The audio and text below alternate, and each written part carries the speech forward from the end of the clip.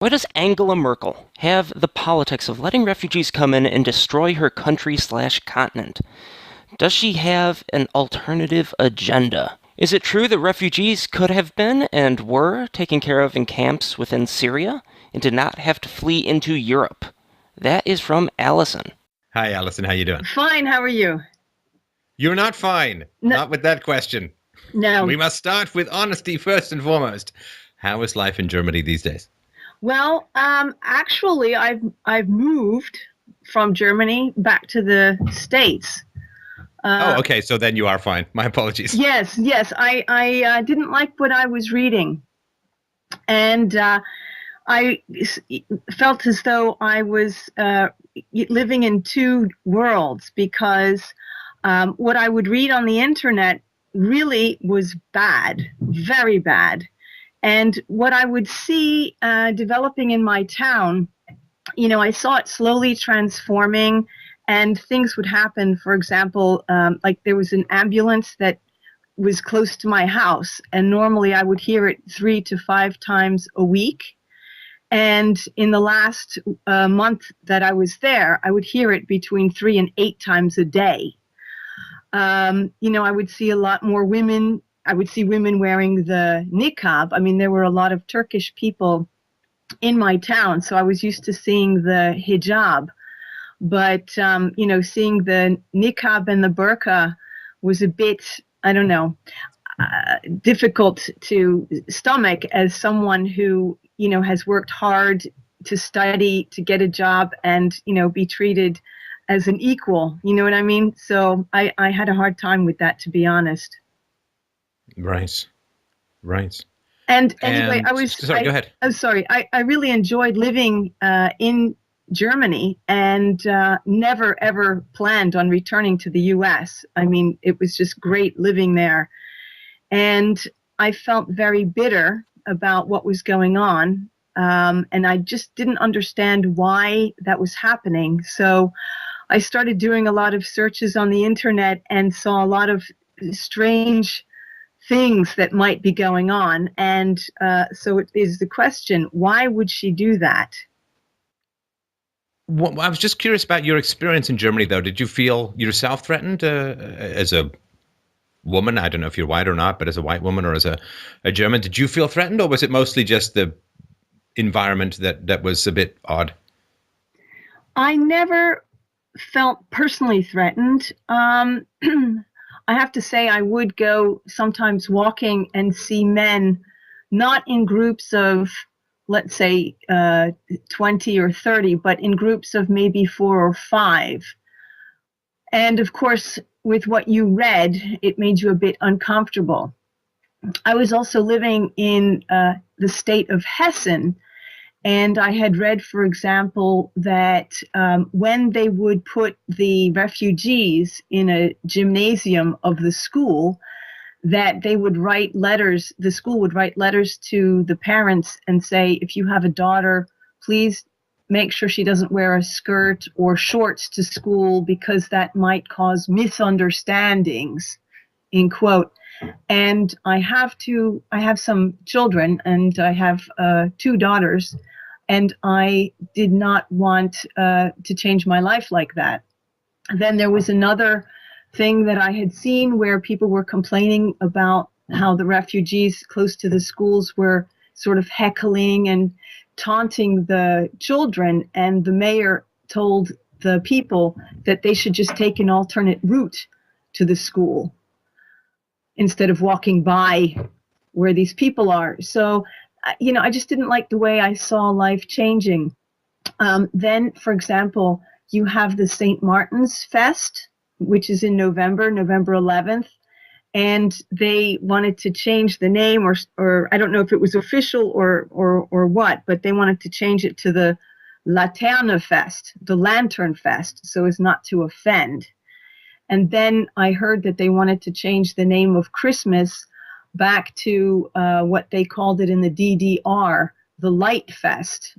Yeah, because they want to just sort of be accommodating to the multiculturalism.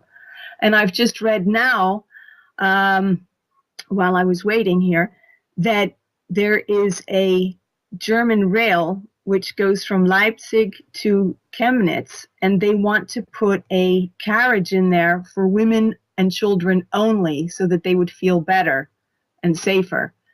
And, you know, it's just, they're changing the way of life and they're going backwards, and it's just ridiculous. I mean, even after the Cologne attack, they were sort of blaming the women and saying the women should dress differently.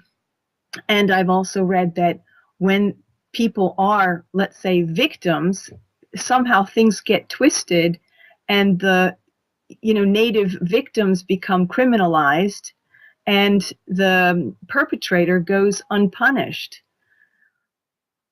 So, well, sure, because they don't want the statistics to show up about how dangerous some of these migrants are, right?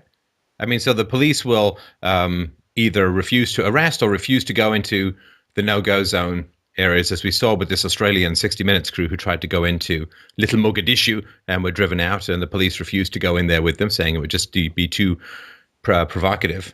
So the police, I assume, are under orders from the civil authorities, or under, maybe not orders, but strong suggestions from the civil authorities to not make the numbers look too bad, right? Like, I mean, we're in this world of magical thinking where if you change the numbers, you change the reality. And so the same thing is true in the States, right? In the States, after Ferguson and after these riots and so on in particular, they have, I think, just stopped arresting as many blacks or stopped confronting as many blacks. And this is causing violent crime to resurge again in some American cities after like a decade or two of decline. And so, yeah, I mean, it is barbaric and it is medieval to start instituting these standards which comply to an irrational and aggressive ideology, and which roll back the hard-won gains for women in the West. And there is no end to this. I mean, where is the line in the sand? Where did you say no? It's time for you to adapt to our country. If I move to Japan, I don't get to demand that everyone in Japan just speak English and give up Japanese, right? The expectation would be that I would learn Japanese and I would adapt into that culture if I wanted to. And if I didn't want to, that would be fine, of course. But there is no end to this appeasement at all. At what point do you mean? I watched this show recently here. Well, so here in North America, this was an American show where this guy was on this panel with a bunch of leftists, and he was saying, look, the 500,000 girls in America are now at risk for female genital mutilation. I mean, that this would be an issue in 21st century Western America, female genital mutilation. Yeah. And of course, the feminists were all, nonsense, I don't believe it. Yeah, because, what? 1 in 4 women raped and then campus rape, that's all more believable than the fact that people from third world cultures come to America, sit on welfare, and keep those third world cultures. Well, on your point, sorry, go ahead. Sorry, about assimilation, I don't think that is necessarily a problem because, for example, if you go to New York City, you may go into Chinatown and you will find people there speaking only Chinese. They cook Chinese food. They have everything Chinese. You're like in China. If you go to Little Italy, you'll find the same. There are people who only speak Italian and they brought their culture and tradition. Same with the Polish neighborhood. Same with everything. But I think there's a difference here. And it is just hard to say, but there seems to be, at least if you read, I've read a lot or seen a lot of videos from Bill Warner. Don't know if you know who he is. I do. But, he writes why people are, scared. And it's because in the history, there has been the desire, let's say, to spread and take over. And, whereas an Italian who wants to feed you pasta and pizza is not a threat, you would find a lady wearing a burqa who's going to potentially change people's perspective on how women are regarded, that is in a way a threat to your, let's say, the world the way you see it, and would cause a paradigm shift in your way of viewing life and acting and everything, which is very significant and, backwards. Yeah, I mean, yes, of course, of course. It's the difference between culture and dominating ideology. I mean, if Italians move into the neighborhood, there is a kind of enrichment there that's welcome and fine. It doesn't generally increase the crime rate, right? It doesn't make the streets unsafe, because I guess since the days of Rome, Italians haven't been all about let's move to a new country and take it over and impose our theological totalitarianism on the country, right? Yeah, that's right. And so number one, you're talking about culture, and number two, with the Chinese, you're talking about a very high IQ group, right? Chinese, as East Asians, so Japanese and South Koreans, and so on, they have an IQ that's higher than the average of you and I, in terms of the races, right? I mean, they have the highest, outside of the Ashkenazi Jews, they have the highest IQs around, and high IQ is associated with. Yeah, that high work ethic, low criminality, low welfare. If you've got a high IQ, going on welfare is a really bad deal, and you're smart enough to see it, right? Because if you have a high IQ, you can go and make $70, $80, $90, $100,000 just by going and working decently hard because you're really smart. And so it's a bad deal for you to go on welfare, because you'll make less on welfare, even counting the welfare cliff. You'll make less on welfare if you're smart. Now, if you're low IQ, welfare is the very best deal you can get. And that's why people tend to stay on welfare, which blunts their desire to integrate. And, if you come from, I don't know, some country in North Africa, let's say you only speak Arabic, you move to Germany, you live with a bunch of other people who all speak Arabic, you're on government welfare, so you don't have to integrate. Are you going to wake up every day and say, well, I should really go and learn German? Well, first of all, if you're low IQ, and North Africa has a low IQ relative to between 80 and 90, depending on where you count it, as is the Middle East as a whole. So it's going to be really hard for you to learn German, just as it is to move from one script to another, right? I mean, I remember going in the year 1999, I went to Morocco with a friend of mine. We spent a week or two in Morocco, and then I flew straight to China. And I spent 3 weeks in China for business. So basically, I could not read a sign for like a month. And it was like, oh, this is terrible. I don't know what's going on. And so if you're not that smart, then learning German is really, really hard, if not just fundamentally impossible. And what is the upside of you learning German if you're not that smart? Well, you're not going to do that well, because even if you learn German, you're probably not going to learn it that well. And what kind of job can you get if you're not that smart? Yeah. I don't know, maybe you could be a janitor or a busboy, but you're not going to, after all this effort of learning German and trying to integrate it into the culture, you're not likely to make as much, or at least any more, than you get on welfare. So the whole system is rigged and designed for these migrants to fail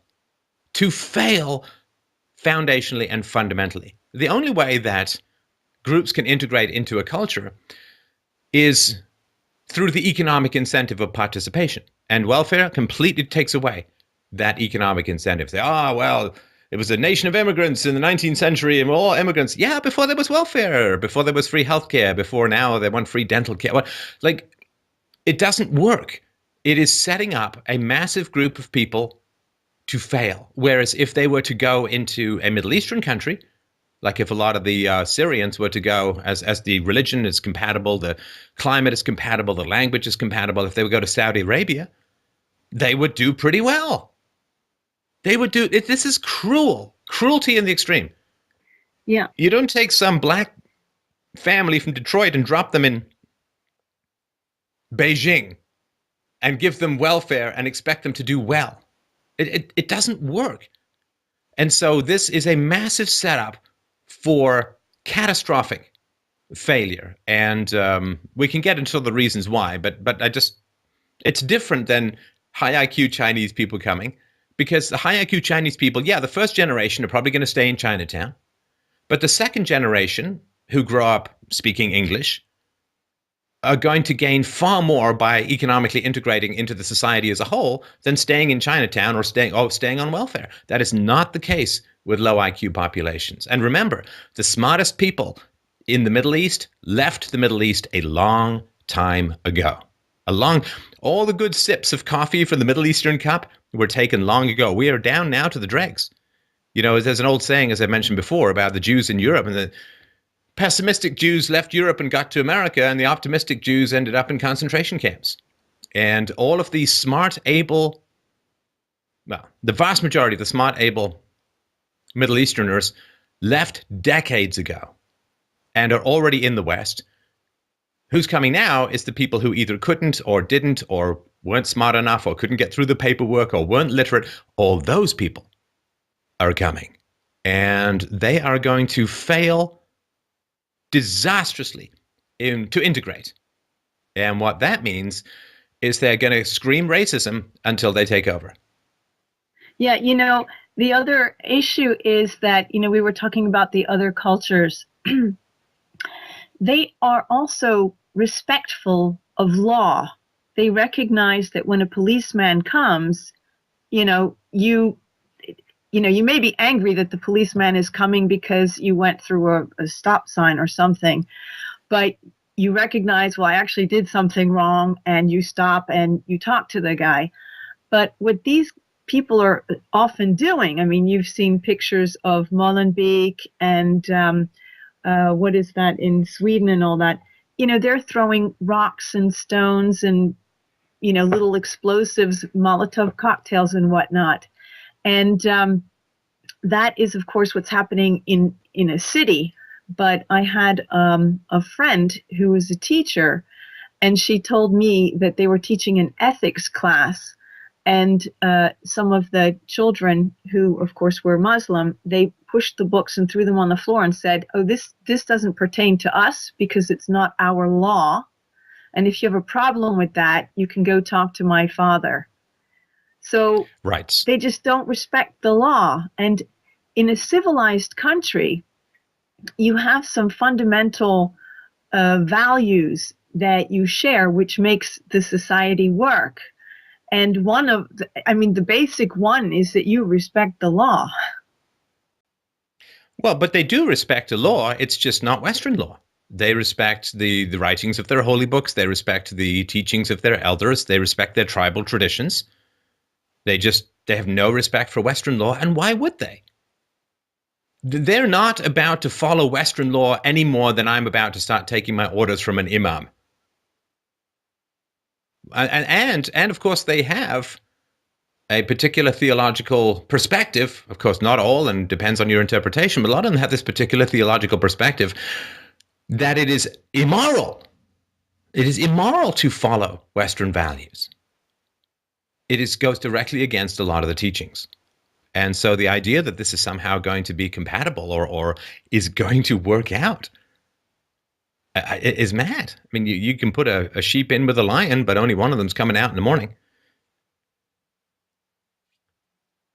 And you know who that will be. Well, I think I can see which way it's heading. I can count reproductive rates. Well, I guess we'll see what happens. We won't. Sorry, I don't want to. Sorry to interrupt you, but I don't want to say we'll see. There's a maybe. Without significant action, without at least having a conversation in Germany, the conclusion is absolutely certain.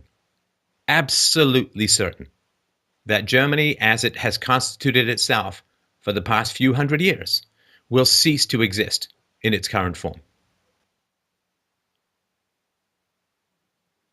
Will cease to exist. There's almost no question of that. And unless you do something, unless Germans do something. Well, I think there's no possibility. Germans are having what, 1.2, 1.3 kids per family, per couple?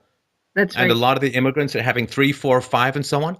By 2020, Germans 18 to 30 are going to be in the minority relative to everyone else. Like, it's simply numbers and aggressiveness of purpose.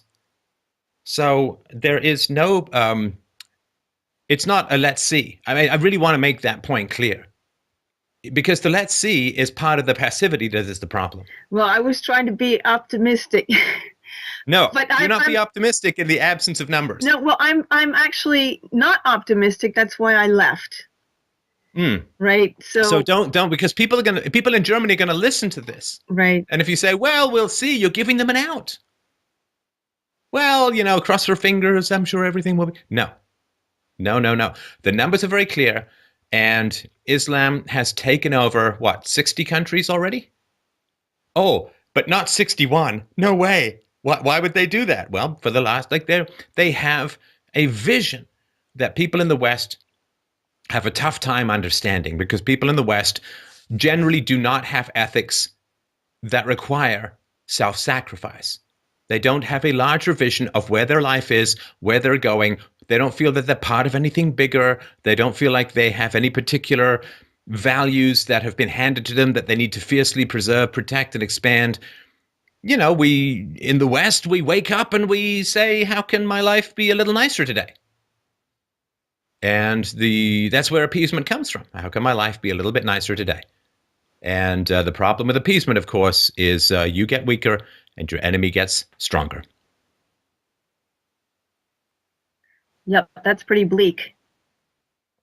It's not bleak. No, don't. I mean, I don't mean to stereotype you as a lady, but you're applying all these emotional terms to things which are simple facts. They're not coming. The migrants are not coming to integrate. They're not coming to integrate. There's no question of that. And we have, what, 2 or 3 generations of facts in Europe to look at. The Turks in Germany, how well did they integrate, the Muslims integrate in Pakistan? How was Bosnia and Serbia with regards to these conflicts? Where do they go and integrate? This is not bleak to state facts. No, that's right. I mean, the other thing is that since it is the vast majority, I think something like 75 or 80% are men who came in. And, the goal was originally, I think, to help the people in Syria. And people were coming from, or are coming from, every corner of the world. I mean, they're coming from all over Africa, Eritrea, Sure. Somalia, Libya, Morocco, Tunisia, Algeria, and all the way as well from Pakistan and Afghanistan. And, people also from the Balkan area.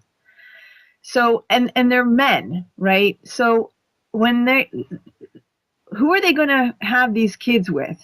I mean, I know we say that that they typically have 4 or 5 kids, per wife. And I know that Angela Merkel said that she would allow them to bring their wives. I think maybe she has, I don't know, is she toning that down? I hope. But I don't know. Is it better or worse if they bring their wives? Because if they don't bring their wives, then probably the rape will not go down. And if they do, you're going to, be outnumbered sooner rather than later. So it's really not a good situation. It's death by fire or hanging. No, it's not. Look, right? There are 1.6 billion Muslims in the world, and were they converted by the Aristotelian rational and empirical basis of the Islamic philosophy? Of course not. Of course not. Of course not. That's not how people became Muslims throughout history.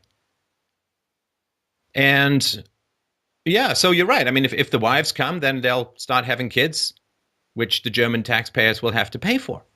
Yeah, because the women don't work typically. Right. And where would they work? They don't speak German. That's right. They have no skills. 2/3 of the people coming from Syria are illiterate in their own language, for God's sakes. Illiterate in their own language, let alone German. Come on. I mean, this is insane. So either they're going to bring their wives, in which case they're going to start breeding, or, and this is true of third world cultures as a whole. Low IQ cultures, you could argue that there are selected, as we've talked about in Gene Wars. They just have kids and have kids and have kids and have kids and have kids and have kids and have kids and have kids. And that's the nature of the beast. This is one of the reasons why the countries remain poor. I mean, other than the IQ, it's a signal they just breed like crazy. No resources, not enough to go around. So either they bring their wives or they don't bring their wives, in which case you have a lot of unattached young men with no jobs, no family prospects, no dating prospects. What happens then? It's definitely a recipe for disaster. Oh, absolutely. It is. And this is what I've been saying. We started doing IQ years ago. And it's hard for people to grasp. It's hard for people to grasp. Human biodiversity is a challenging topic. It's challenging on the left because everybody's supposed to be shaped by economic forces and everyone's supposed to be this clay that you can mold into whatever you want. So the left doesn't like the fact that there seem to be hard limits to abilities between ethnic groups. And the right doesn't like it because they tend to be more religious and everyone's made in the image of God.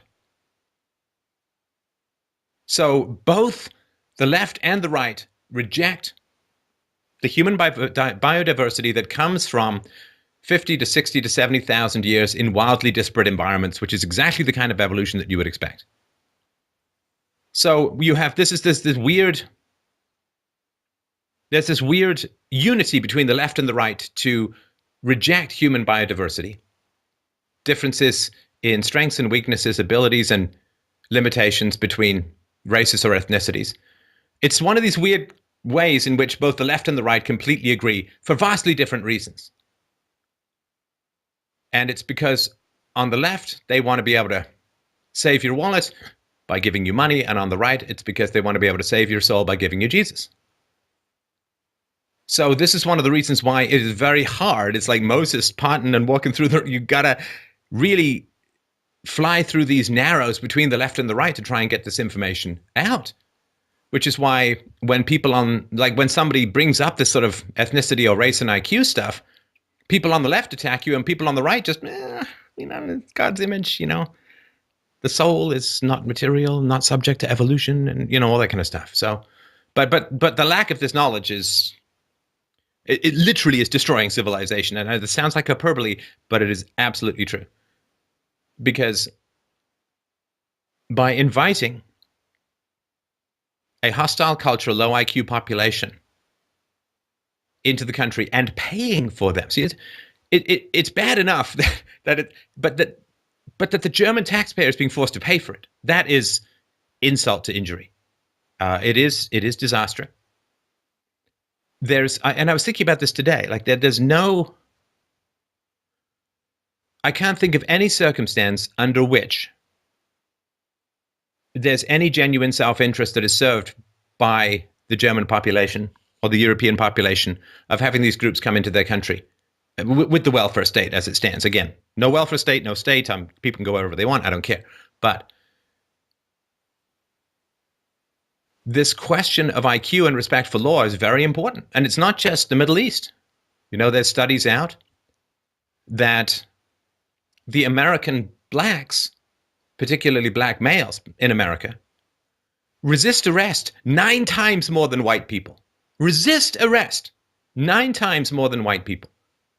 And then are shocked when some of them get shot by police. It's like, well, I don't know what to say. I mean, I think if you're smart, you go, well, if I resist the cop, bad things are going to happen, and also you have more to lose if you're smart and you get in trouble with the law because it harms your employment opportunities, but if you're going to spend your whole life on welfare, what does it matter? You're never going to really apply for a job anyway. So what does it matter if you have a record?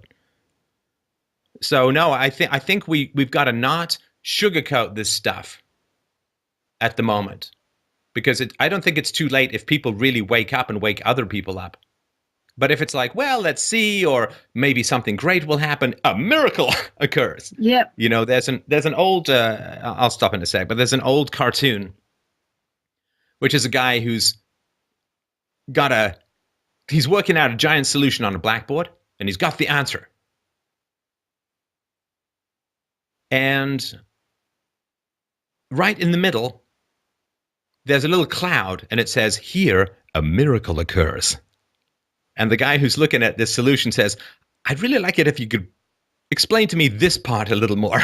And it's like, let's jam all these incompatible high IQ, low IQ, Christian, atheist, agnostic, Islamic, let's jam them all together and force the native Germans to pay for the immigrants so that they don't have to conform. Let's put all this together. Then a miracle occurs. And you know what I mean? Like, can we go to this miracle occurring bit? Let's find something in history. And the frustrating thing is Angela Merkel herself said in 2010, multiculturalism is a complete failure. And then? Well, you know, she sort of sold or tried to fool everyone or whatever. I mean, she didn't fool me. That we had to let the refugees in because there was this demographic problem in Germany that, you know, the birth rate was so low that we needed to bring people in that they were going to tax when they work and get jobs, and they're going to pay for it. Well, I mean, come on. Yep. But they can't read, they don't speak the language, and they hate you all. No, but don't worry, we'll be able to get lots of money from them. Yeah, no, that, of course, that was ridiculous. And I don't know if people really believe that. I mean, it's lunacy. But I had a friend who was very, very Christian, and I would call him a very good Christian, too. And he told me, oh, I'm doing everything I can to help the refugees. And I think that we as Christians have to do that. And I said, well, you know, they're dangerous. I mean, there are some dangerous elements in the refugees. You don't know who's coming in. There's a potential for terrorism. I mean, Saudi Arabia and the other countries, again, I was trying to not be as, you know, pessimistic on the outside as I felt on the inside, but as I felt on the inside, it made me leave. So I speak louder with my feet than with my words. But I mean, not even the, you know, Saudi Arabia, Kuwait, and I forget the other ones, they won't even take in refugees because of the risk of terrorism. And my friend said to me, oh, for me, it doesn't matter. We are Christians and we've got to help every one of them. And, you know, I'm shaking my head because, you know, economically, you can't do that. If you are the only lifeboat and you go by a sinking ship with 100,000 people, your boat is going to go down if you try to put everyone on board. And then you help nobody, not even yourself. So. Well, and hang on a sec, because you said a lot there. And first of all, Jesus was fairly against the welfare state, because Jesus said, who am I to redistribute your resources? And what he meant by that was that for something to be virtuous, it must be voluntary. Must be voluntary. You cannot achieve virtue at the point of a gun. That's the socialist fantasy, and Jesus specifically rejected that. That's why there are 10 commandments, and the only commandment is one commandment, obey the government, right? That's the totalitarian model. But Christianity appealed to the conscience of the individual, prior Calvinist caller notwithstanding. And so there should be no compulsion in the matters of charity. So if this guy wants to help them, great. He should send money. He should go over. He should do what he wants. But he cannot force other people to follow his moral conscience. Now, I said years ago in the against me argument that statism, having a state, means you will have guns pointed at you in violation of your moral conscience. And this guy, by saying we must help them,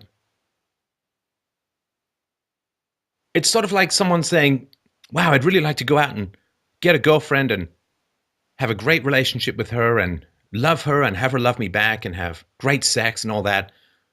So I'm just going to go out and rape some woman. And it's like, these two are not the same. So saying, well, I'd really like to help people, so the government should point guns at everyone, extract money from them, bribe people, refuse to enforce the law selectively. I mean, god damn.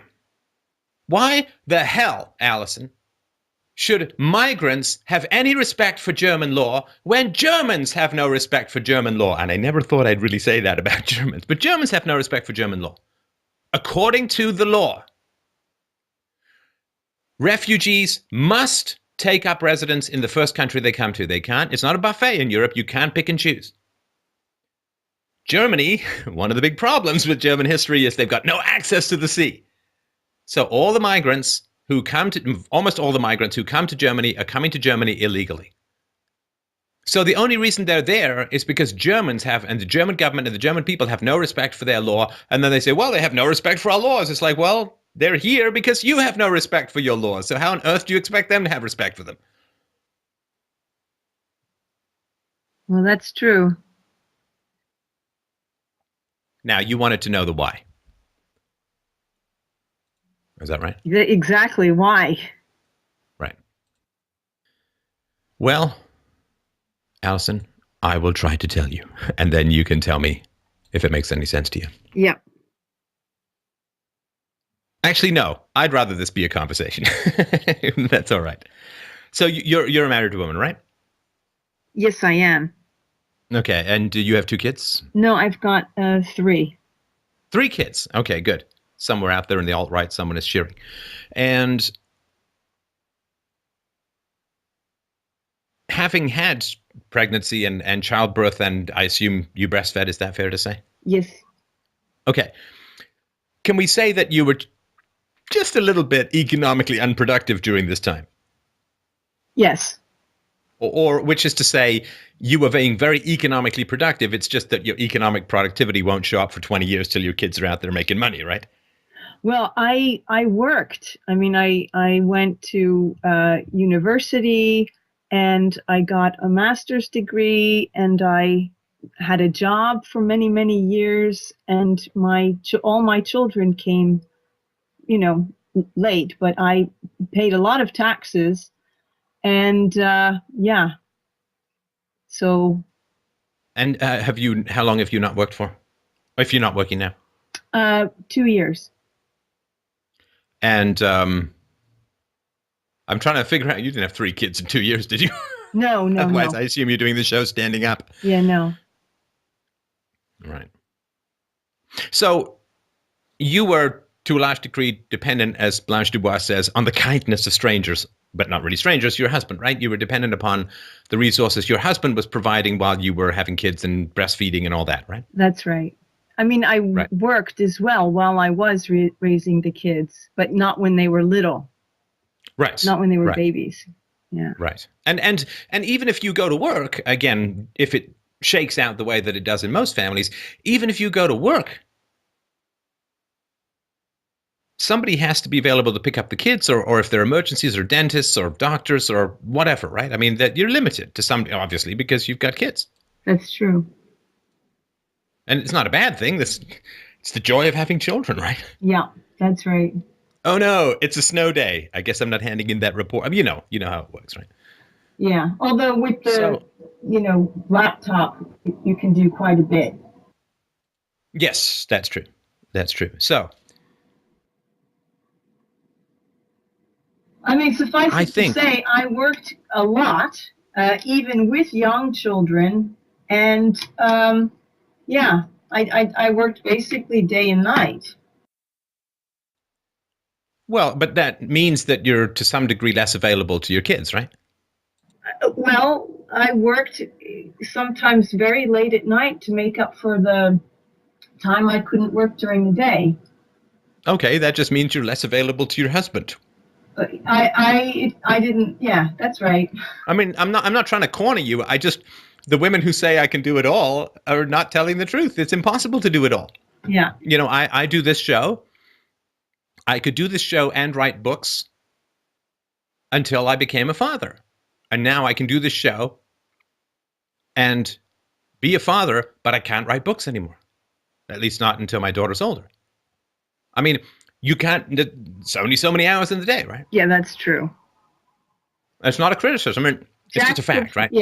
Yeah. Jack of all trades, master of none. So you end up not doing anything, fully. Not as well as you could, right? I mean, this is one of the reasons why it's harder for women to get ahead in certain fields, like the very highest levels of professions and so on, because it takes a lot of ambition. Ambition is partly driven by testosterone. And also women want to have kids. And so, it takes 20 years of like crazy work to become really excellent at top level at something. And if you're going to have kids, you're just not going to have the focus. I mean, it's just not possible. It's not possible because there's only so many hours in the day and you can't magically. Anyway, so you get all that. So here's what I think happened. Do you know when did women get the... No, you're from America, right? You just were living in Germany for a time, right? Yeah, that's right. Okay.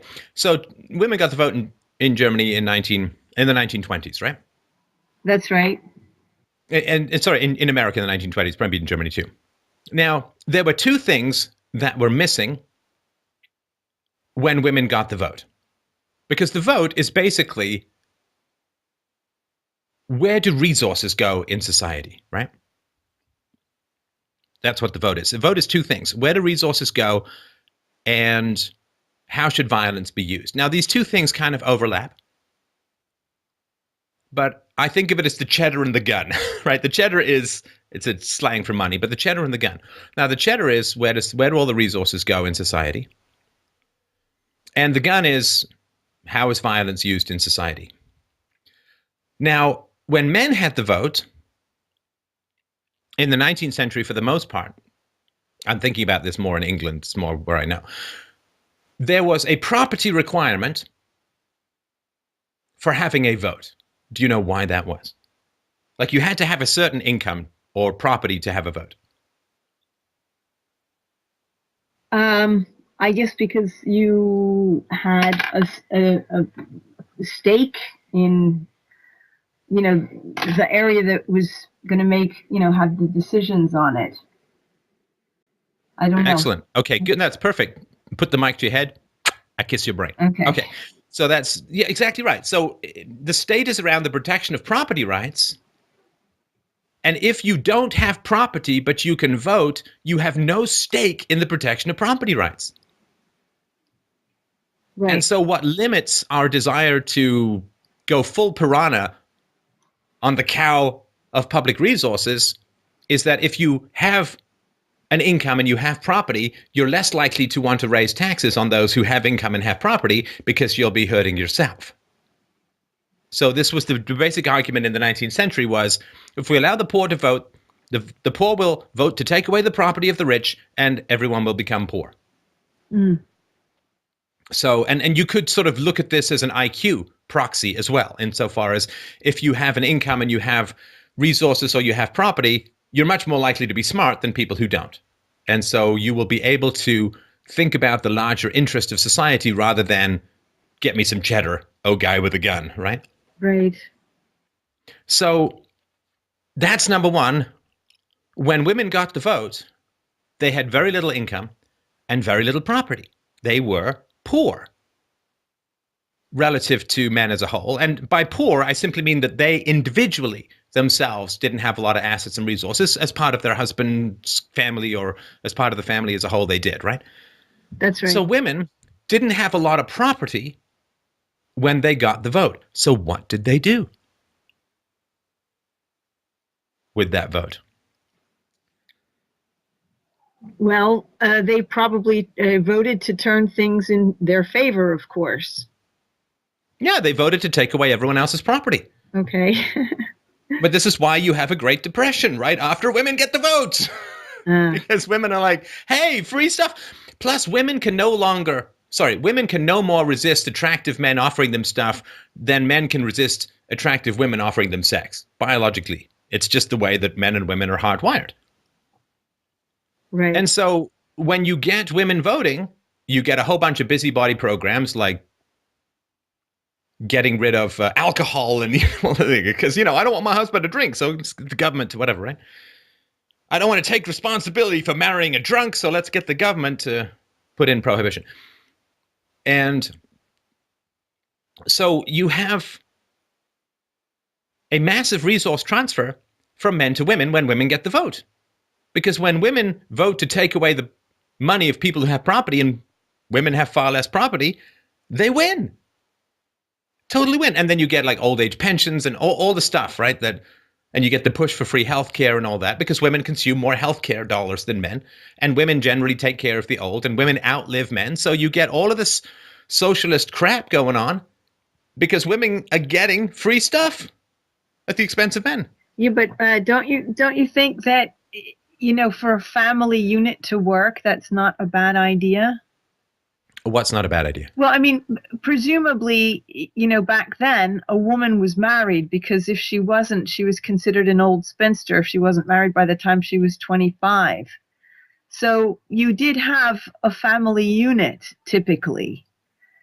And if a woman inherited the man's, property, in the end, it's good because then she could use it to take care of her children. No, I agree with all of that. I absolutely agree with all of that. And those trends still remain true today. Right. That women who are married to men with property tend to be more conservative or more Republican or more on the right. Whereas the women who are either single or the women who have bad marriages and so on, right? So when women got the vote, women very quickly found that the state was a more reliable provider than an inconstant man, right? Right, okay. Right? Yeah. And then, so we'll skip over World War II, we'll get to that in a sec. So then, of course, after World War II, in the late 50s, early 60s, women get the pill. And so finally, after, 4 billion years of evolution, finally control over the eggs of a species. And feminism arises at the same time as women control their own sexuality and no longer need men to provide for them because they can get their resources from the state. And this is true even now, like men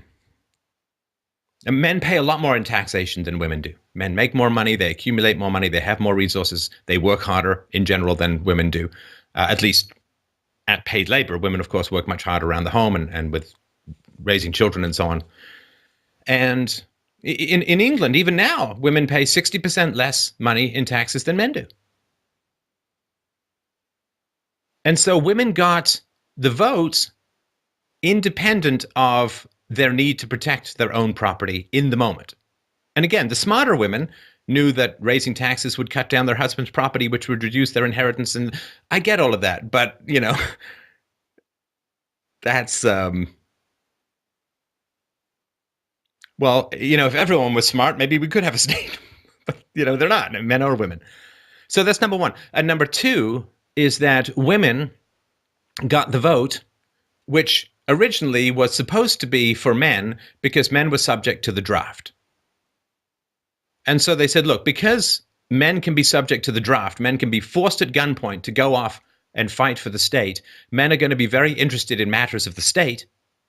Because A, they have a lot of property, so they're going to care about maintaining that property. They're going to be very interested in government because their property can be threatened by bad government policies. And number two, if governments screw up, men literally have to march into machine gun fire. And so this is one of the reasons why men have adapted to take a great deal of interest in political science, in military history, in history as a whole, in philosophy and so on, because these are all tools by which we understand and manage the power of the state. And if your property is subject to confiscation by the state and your very life and limbs are subject to confiscation by the state through the draft, well, you're going to take quite a bit of interest in government policy because it fundamentally affects your resources, your life, your sexual market value, the whole thing, right? And this is why there are so many more men, one of the reasons why there are so many more men than women interested in things like political science, at least the way it used to be taught, not this modern garbage, and history and philosophy and all of this kind of stuff, because that's how men protect their interests from the power of the state. Whereas for women as a whole, the state is free cheddar. You don't need to If you have a machine that never breaks down, you don't need to study how it works. Whereas for men, the machine continually breaks down in that it takes their property and takes their lives, so they've got to keep an eye on it and learn how it works. That's why it's the founding fathers and the woman were sewing the flags. Again, I'm really generalizing, and I hope I'm not being offensive, but that is fundamentally one of the reasons that it happened was when women gained political power, women became dependent on the state at the expense of men. And like all people who were guilty, they had to demonize those they were dependent on. And that's why sort of hostile to men feminism came along, because women were becoming increasingly predatory on men. Insofar as if a woman goes to the state, if a woman goes to the politician and gets money from men through political force, she is receiving the benefit of taking money from men, but without actually providing the benefits back to men, right? So, I mean, I assume, and you sound like a great woman to me, but I assume that when you were home with the kids, you worked hard, right? Yes. I mean, it's hard work, right? Yes, it certainly is. And you maybe around the household, maybe around the bills, but you, I mean, I know this. I'm married to a hardworking woman. God love her. And you don't, it's not soap operas and bonbons all afternoon on the couch for you. I mean, you're not brushing the Cheeto dust off your boobs when you get up at 4:00 in the afternoon. You get up with the kids and it's all day, go, go, go, right? Yeah, definitely. I mean, I sort of feel like my days, sometimes it's like, well, most times it's like I'm loaded up, I'm shot out of a cannon, and I just land in the bed, 16 hours later going, I don't know, something happened. It was pretty cool, but I don't know what it was. So your husband paid for a lot of your bills, right? Your husband, when you weren't working, when you were home, your husband paid your side of things, and you provided fantastic, wonderful services back to him, right? Yeah, I mean, more or less that's true. But and I'm not I can talking tell about you, sex. I can tell you that my husband, on days where I left him with the 3 kids and did my own thing, he told me how he preferred, how he thought it was easier to go to the job than do this thing. So yeah, I can understand that. yeah. No, well, you know what it's like. I mean, I'm a stay-at-home dad. There are times when it's like, it's 2:30 in the afternoon. I love my daughter. She's a great company, but she's young and I want to think about other things. But, it's like 2:30 in the afternoon. You're literally saying, okay, how many hours till bedtime? And it looks like a bit of a long desert to get to that oasis of putting them in bed, right? Yeah. So no, and with 3, like, I mean, Lord, my hat is off to you. I mean, that's, 1 is a challenge. 3 is, I can't even imagine. Well, there were, the last was a batch of 2, so that was unexpected. Oh, twins! Yeah, that's right. Oh, they're totally easy, I hear. No, I'm kidding. Yeah. What is it? They each cry each other to sleep and awake in opposite times? That's right. Yeah, okay. So I see your point. You're saying that if you bring in other people, they're going to do the same thing from a different culture. I mean, it happened with. No, hang on. Sorry, let me finish up, and then I'll be quiet. So, because women got the vote without being subject to the draft, they can afford to be sentimental in matters of combat because they're not subject to the draft, and also. Biologically, and this is going way back. This is going back to like simian, ape-like monkey times. The traditional result of a conflict between 2 tribes, whether they're people or monkeys or whatever, the traditional outcome is if you're in tribe A and tribe B, and tribe B attacks tribe A. If tribe B wins, the males of tribe A are killed along with the children, and the women are taken, the females are taken for reproductive purposes. And so a woman, obviously, a female ape, or she loves her husband or whatever, but her genes aren't going to end if the battle is lost. Her genes will survive. And the argument could be made that her offspring will be improved because the tribe that won is more reproductively or is more martially or is more successfully fit than the tribe who lost. So there's actually kind of a weird, creepy, nasty, rapey upgrade for the woman or for the female ape if the males around her are beaten by other males. Whereas, of course, males are very concerned about incursions and intrusions and borders and so on, because if they lose the fight, they're dead. And their children are dead, so their genes end completely. So genetically, women, of course, have an incentive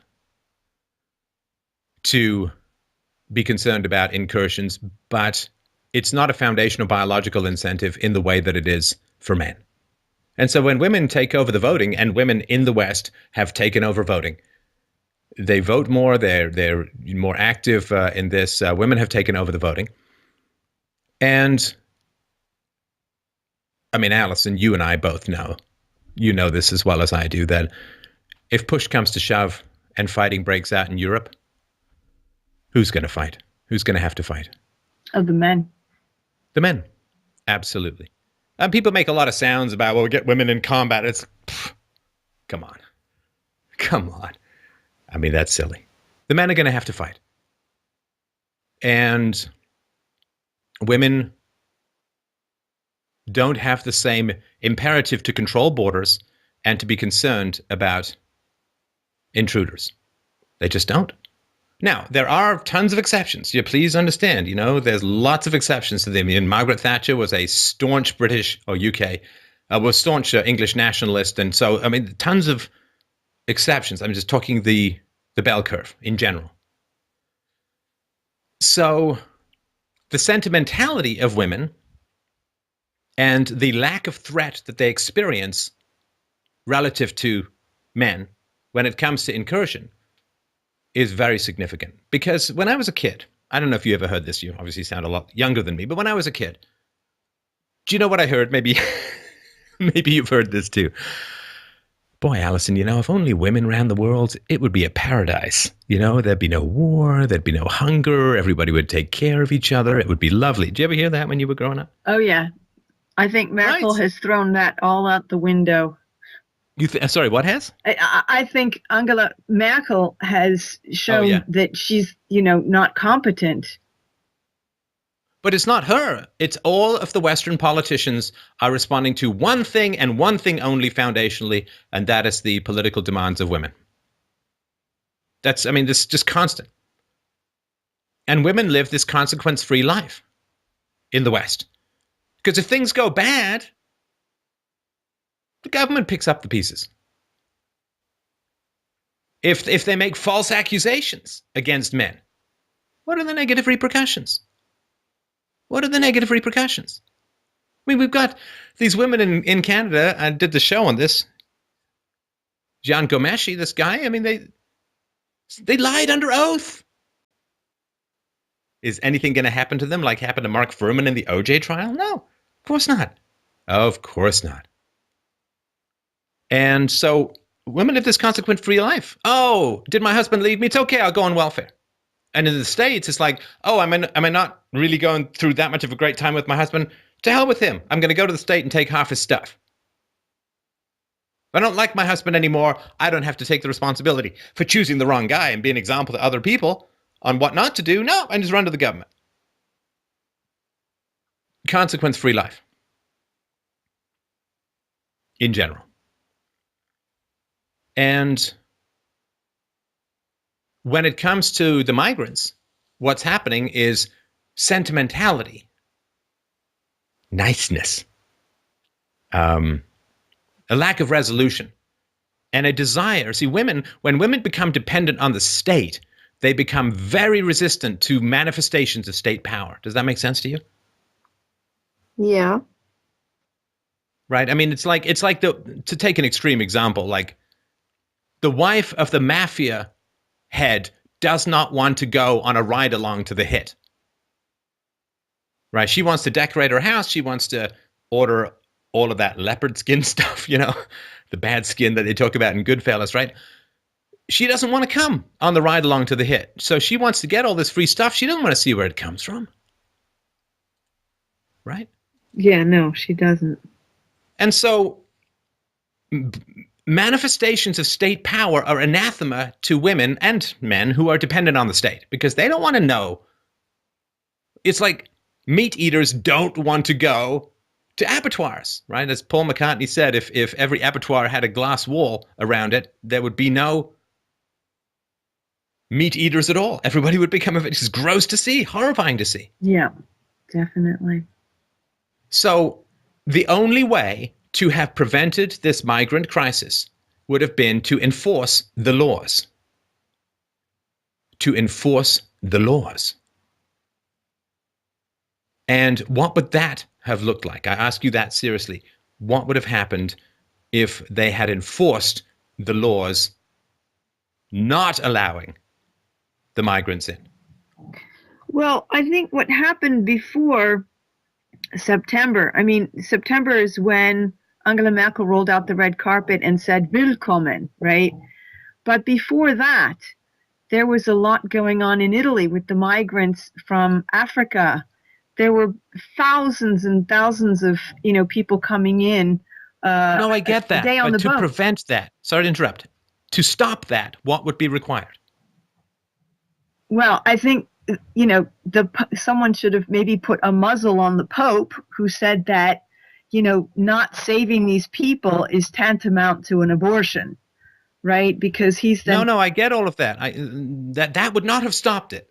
Well, turning the boats making the Pope stop talking would turn no boats back.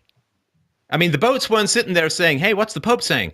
Is he saying we're good? Okay, let's keep going. If he says we're bad, we should head back. That's not how the migration works. No, but it made people, feel the obligation and to be a good Christian and to help and save everybody. No, not everyone. And I know you've got a male friend who's a Christian. What I'm asking is, and this is sort of confirming the thesis, right? What I'm asking is, what would have been required physically from the state to turn the boats back? Well, laws, of course. Or nope. Not laws. You already have laws. They didn't turn the books didn't march down to the beach and do anything. Enforcement of the laws. Which means what? Which means having the people turn the boats back physically. And how do they do that? Well, I guess either with a bigger boat, you escort it back by dragging it, or, there apparently was, I had read that between Italy and Great Britain, there had been a secret agreement that they would actually, destroy the boats before they left the dock in, Africa, so that they couldn't launch in the first place.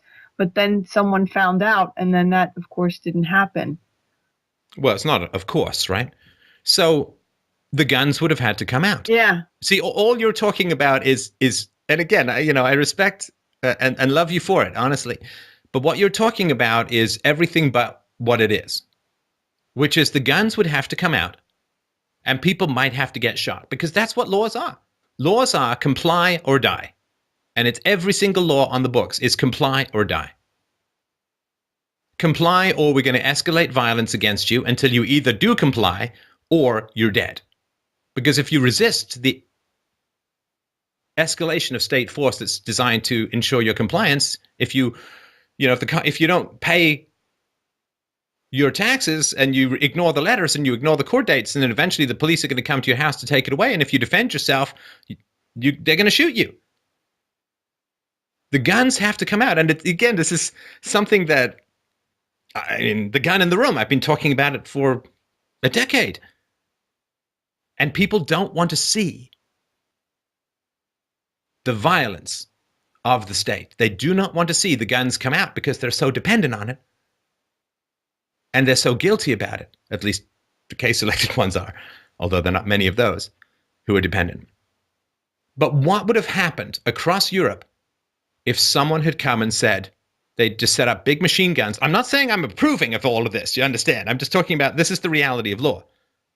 And said, you must turn back or we shoot. Well, I think it's more complicated than that, because there, I think, is a sentiment that the problems that occurred in the Middle East are, partly the responsibility of actions taken by the West in Syria, in Iraq, in Libya.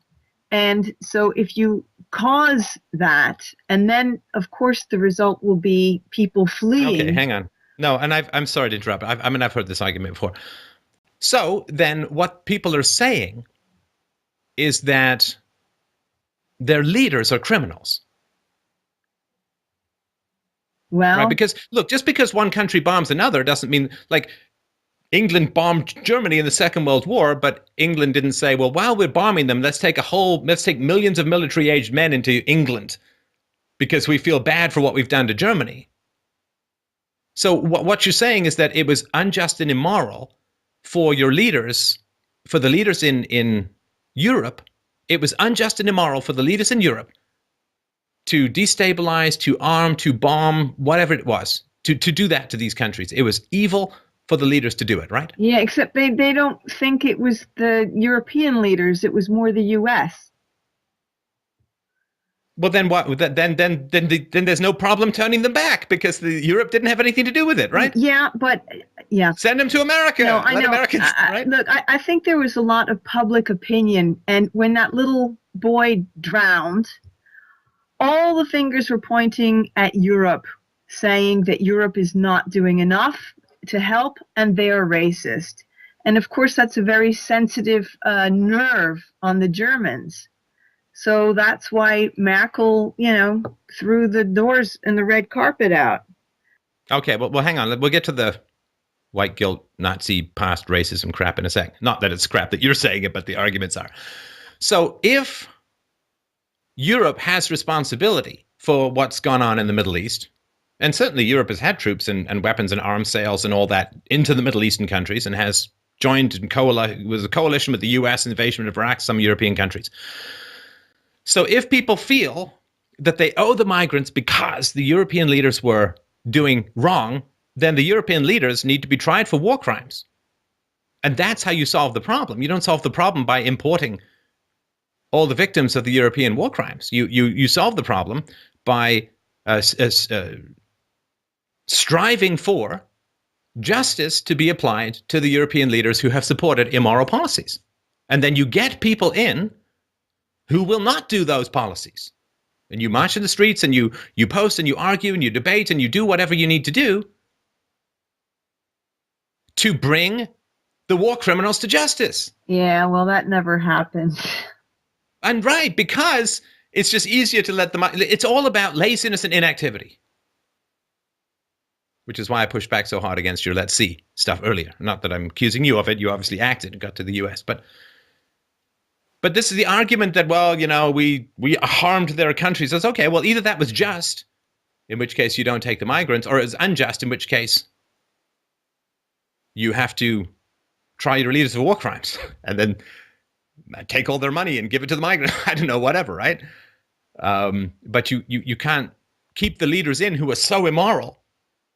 They've destroyed all these countries in the Middle East. You can't keep those leaders in and then invite all the people. Like, that makes no sense at all. Yeah, then you're destroying your own country as well. Yeah.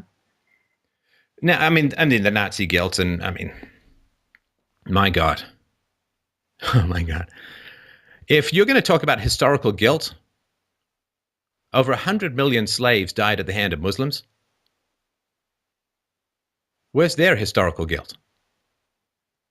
Where's their Muslim guilt? Where they've taken over 60 countries, largely by force of arms. And then they get so upset about Israel because there's one tiny sliver of the Middle East that they haven't been able to reliably conquer. It's like, oh, Israel is so bad because they took over a piece of the Middle East and they're imposing Jewish values. It's like, what about the 60? Doesn't matter. That's different. We don't talk about that. Where's the Muslim guilt? That's what I want to know. Taking over 60 countries? Where's the Muslim guilt for female genital mutilation? Where's the Muslim guilt for beheadings and amputations of hands? Where's the Muslim guilt for the fact that 1/3 of North African men admit to having raped a woman? Where's their guilt? Nazi crap is 70 years in the past, largely been atoned for. Germany's done wonderful things in the post-war period. It's been the center engine growth of the Europeans sustained the European Union far beyond what its zombie monstrosity should have continued for. So how on earth is Germany still guilty and the Muslims have nothing to feel bad about? Well, I can't answer that.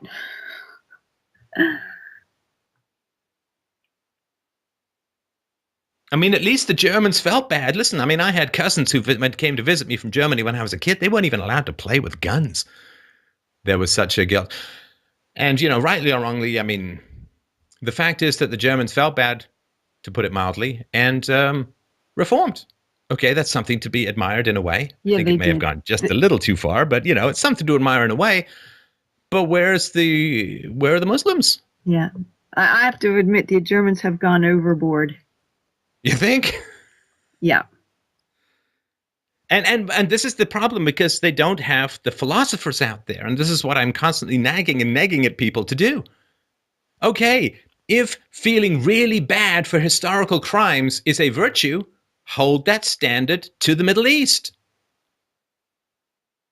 Have they ever apologized to the black Africans? Have they ever apologized to the white Europeans for scooping up tens of millions of them and killing them as slaves? I mean, slaves in the Islamic world were treated far worse than slaves in the Americas and in the Western world. Where are all of the imams and the leaders and all getting together saying, wow, you know, we really should think about reparations. We really should something. I don't know what, but we have just done terrible stuff in our history. Where is Islamic guilt for historical atrocities? Where is the big apologies? And I'm not saying each individual Muslim in the present, but if you're going to have this standard that young Germans are responsible for what happened in Germany 70 years ago, long before they were born, where is the Islamic apologies for invading Europe, getting to Spain and the gates of Vienna and driving like the Muslim Barbary pirates, driving the Europeans inland for hundreds of years? Where's the apologies for that? None. None. So it's like, okay, we feel bad for our historical things we did that were historical and bad. But if you don't, guess what? You're not compatible to our culture.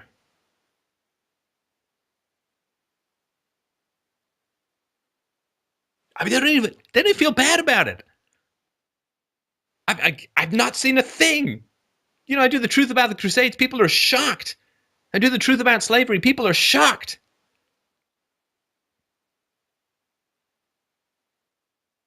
You can't be around Germany without hearing about war guilt. No, it's impossible. And I've never heard the guilt for historical atrocities coming out of the Muslim world. So how is this going to be compatible when one group has a fevered conscience and the other group seems to have no goddamn conscience at all? The prospects aren't good. No. Just the prospects aren't good for Europe. That's clear. Passivity. Yeah.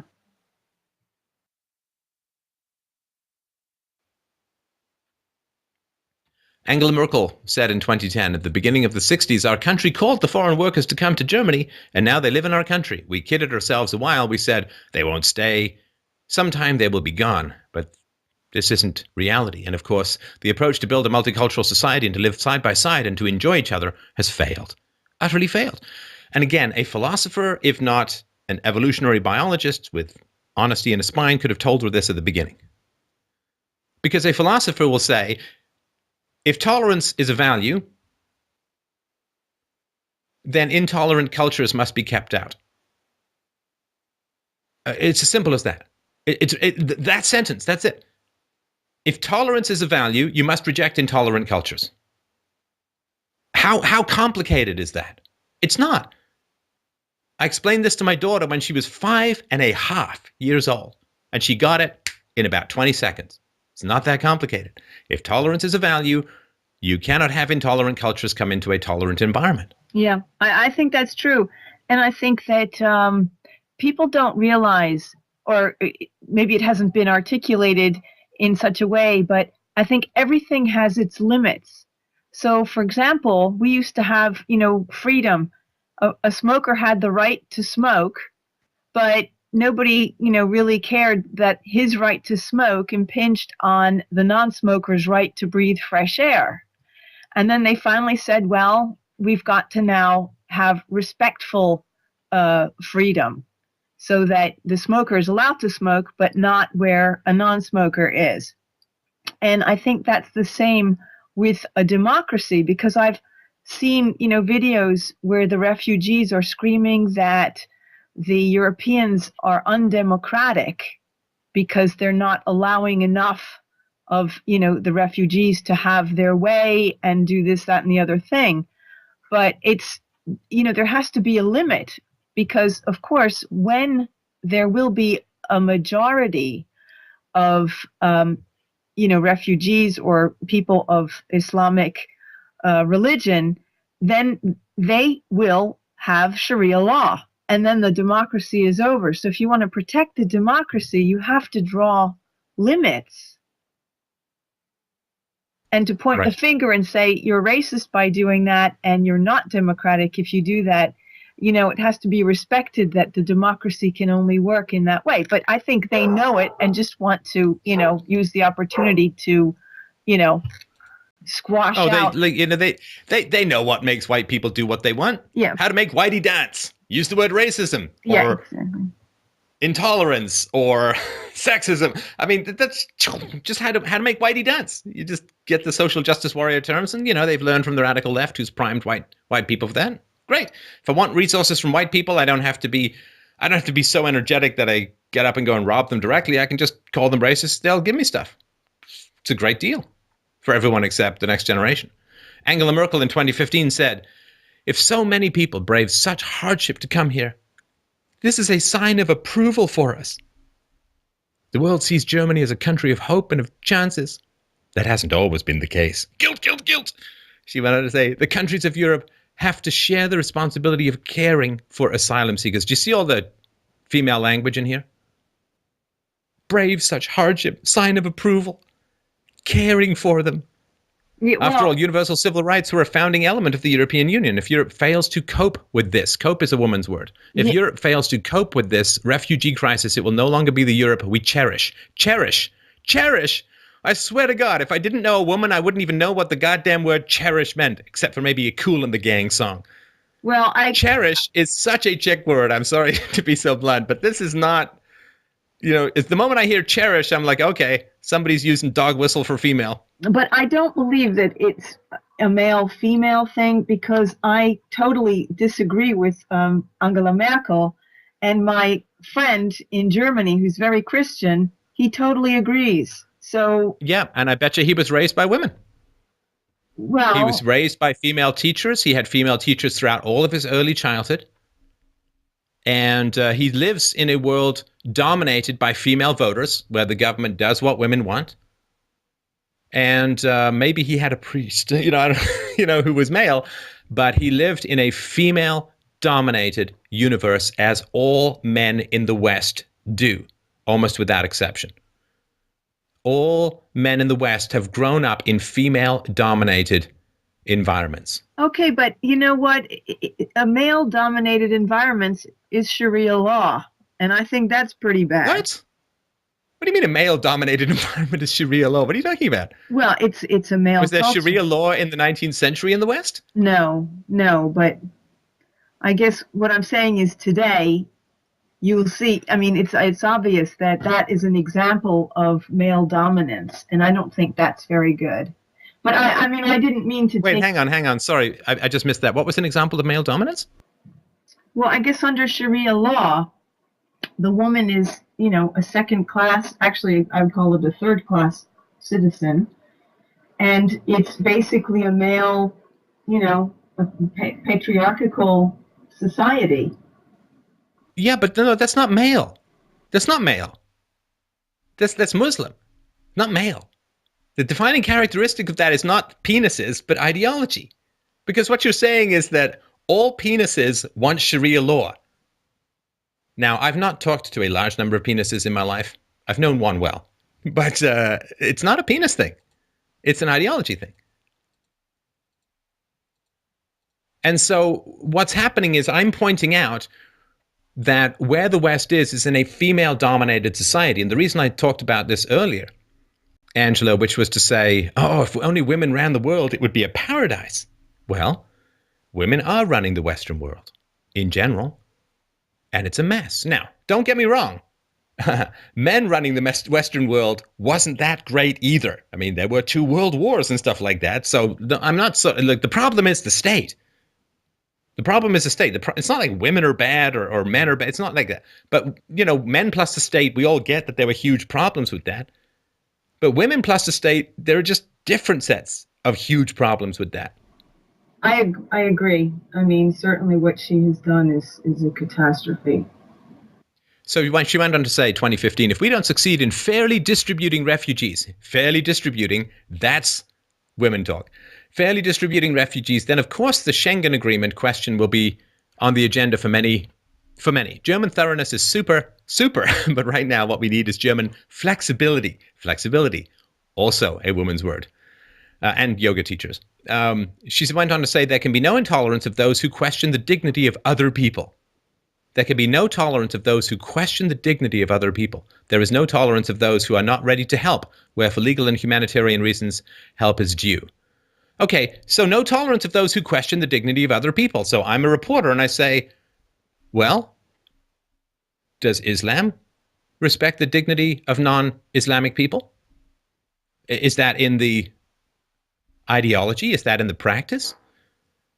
And so she would have to answer one way or the other. It would be literally, this is what's so goddamn frustrating about the world, is these can all be 30-second conversations that nobody has, that would illuminate and clarify things to the point where even a 5-year-old could understand it. She says, there can be no tolerance of those who question the dignity of other people. Okay. Do Islamic countries ever offend the dignity of women or children or non-Islamics? And she would have to say, well, yeah, they don't. They do question the dignity. Okay, then we can't tolerate them. You said there can be no tolerance of those who question the dignity of other people. Does Islam question the dignity of other people? Yes, so we can't tolerate them. It's simple. It's like, this is so annoying. It's not like people got to get a PhD and complex mathematical algorithms and understand the theory of relativity. This is like 50 seconds max. German President Joachim Gauck, I don't know, I think I just spit up a hairball. To understand the opportunity of immigration, more Germans need to say farewell to their image of a nation that is very homogenous, predominantly German-speaking, Christian and fair-skinned. Reality has become much more multifaceted. I think we need to redefine nation as a community of diverse people who accept common values. All right. So, the president is saying, well, they all have to accept common values. So, I would ask this guy, is it easier for white Christian Germans to have white Christian babies and to teach them German values and have them grow up speaking German and have them, same IQ, ethnicity, and so on? Is it easier to do that, or is it easier to import low IQ, rapey people from North Africa who don't speak your language, pay them on welfare, have them sit in ghettos, not integrate into the community? Is that how you get them to accept common values? Because you have a choice. Every migrant that comes in is a European who won't be born. That is a basic economic reality because resources are finite. All the money that is being shoveled towards the migrants is money not available for Europeans to have kids. And I don't care, the race of the Europeans doesn't matter. But every single migrant that comes in is one less European who's going to be born. They're not adding to European society. They're displacing European society because the smart Europeans are saying, it's too expensive. That's why the birth rate is so low, because welfare keeps going up. So, one of many reasons. So again, these are very easy arguments to counter. This is not even philosophy 101. This is playground 100. And so the absence of philosophy, the absence of biological knowledge of human biodiversity, the absence of understanding of the theological commandments of Islam, well, ignorance, if you remain ignorant for long enough about important enough issues, nature just wipes you out. That is a certainty. Yeah. And again, I'm sorry, I certainly didn't mean to make it men versus women. And if men were in charge of the state, everything would... No, the state corrupts everyone who comes in contact with it. It just happens to be more tits, less balls who's being corrupted these days. Yeah, well, they've made a fine mess, I must say. In Sweden and Germany, it's unbelievable. Yeah. Tragic. Well, I'm not saying I'm not saying I've answered this perfectly or completely. I don't think anyone can. But this is a reasonably decent way to begin to look at the problem. Again, it's not comprehensive or everything, but I think it's sort of the important stuff that I think of. Yeah. Okay, thank you. Thank you very much. A great call. You were absolutely welcome back anytime. It was a great pleasure. Okay, my pleasure too. Thanks. Thank you.